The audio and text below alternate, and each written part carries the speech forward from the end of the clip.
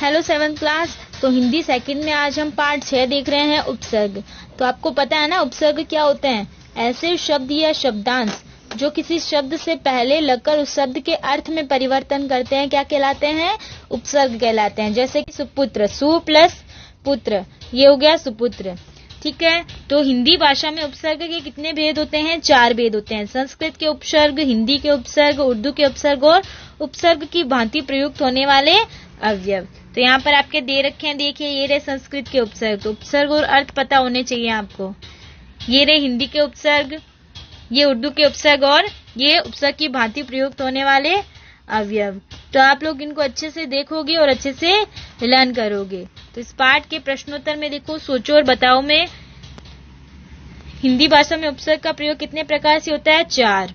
उपसर्ग के कितने भेद हैं? 4। अभी और बे उपसर्ग लगाकर 2 शब्द बनाना है। अभी का अभिमान और अभिप्राय, और बे का बेकार और बेईमान। फिर है उपसर्ग किसे कहते हैं? उदाहरण सहित स्पष्ट करो। तो क और ख दोनों का उत्तर जो है वो पेज जहाँ पे चैप्टर स्टार्ट हो रहा है वहां देखो, मैंने लगा रखा है।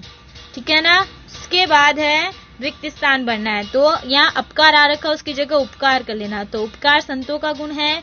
प्रतिकूल परिस्थितियों में भी हिम्मत नहीं हारनी चाहिए। आजकल देश में शिक्षा का काफी प्रचार हो रहा है। जीवन में सदा उन्नति के मार्ग पर बढ़ते रहो। अनेक वर्षों के संघर्ष के पश्चात देश स्वतंत्र हुआ। फिर है राइट रोंग। परिपूर्ण में परि उपसर्ग है राइट। उपसर्ग के 4 भेद होते हैं। राइट उपसर्ग शब्दांश के पीछे लगता है गलत, क्योंकि ये आगे लगता है। उपसर्ग 2 शब्दों के सार्थक मेल से बना है सही।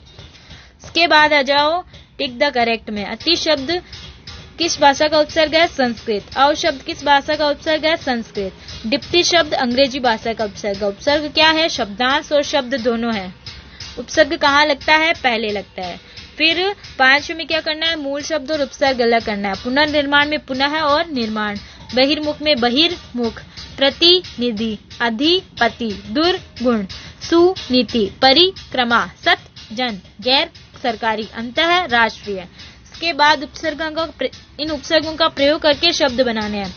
तो अपमान अपकार, दुर का दुर्गुण दुर्दशा, सह का सहपाठी सहयोग, उप का उपवन उपहास, खुश का खुशहाल खुशबू, सम का सम्मान संपूर्ण, ना का नालायक नापसंद, अति का अत्यंत अत्याचार, अन का अनादर अनाचार, और अब आ रखा उसकी जगह अवगुण अवतार।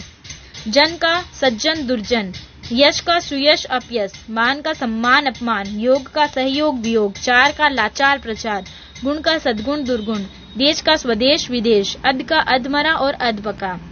तो आपको अपनी नोटबुक में सोचो और बताओ, और प्रश्न 1 आपको अपनी नोटबुक में करना है, बाकी आप अपनी बुक में फिल रखेंगे। तो ये आपका पाठ उपसर्ग कंप्लीट हो गया। आप सारे उपसर्ग अर्थ सहित देखोगे और अच्छे से इसको लर्न करोगे। ओके।